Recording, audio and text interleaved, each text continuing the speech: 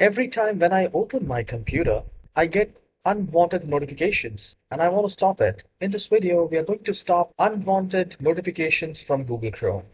So we can turn off. So just open your Google Chrome and at the top right corner, click on these three dots and then click on settings. Now, once you're here in settings, at the left hand side, we have this security and privacy. Now, once you're here, scroll down and look for site settings.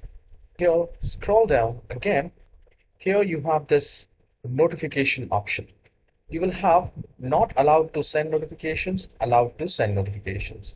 So from here, whichever is allowed, you can simply click on this three dots next to it and click on block. And if you want to unblock any website to send you notifications, you can simply click on these three dots and you can click on allow. So in this manner, you can turn on and turn off the notifications in Google Chrome. I hope you have enjoyed this very short video. Please hit the like and subscribe. I'll see you in the next tutorial. Have a wonderful day.